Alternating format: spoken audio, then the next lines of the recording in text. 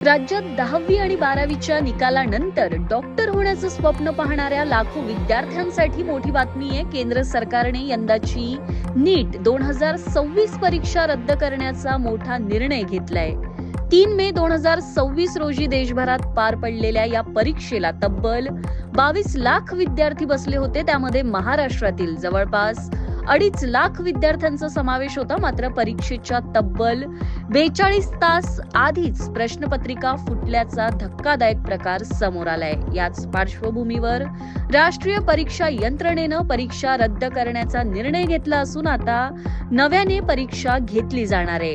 या प्रकरणाची चौकशी सीबीआय मार्फत केली जाणार आहे। विद्यार्थ्यांना नव्याने रजिस्ट्रेशन करण्याची गरज नाहीये। परीक्षा केंद्र देखील पूर्वीचंच राहणार असून नव्या परीक्षेसाठी कोणतेही अतिरिक्त शुल्क आकारले जाणार नाहीये। मात्र नवीन प्रवेश पत्र जारी करण्यात येणार आहे। दरम्यान काँग्रेस नेते राहुल गांधी यांनीही पेपर फुटीचा मुद्दा उपस्थित केलाय, तर राष्ट्रवादी काँग्रेस शरद पवार गटाचे नेते रोहित पवार यांनी पैशांच्या खेळात विद्यार्थ्यांच्या भविष्याशी खेळ होतोय अशी तीव्र प्रतिक्रिया देत कठोर कारवाईची मागणी केली आहे। आता विद्यार्थ्यांना आणि पालकांना एनटीएच्या अधिकृत सूचनांकडे लक्ष ठेवण्याचं आवाहन करण्यात आलंय।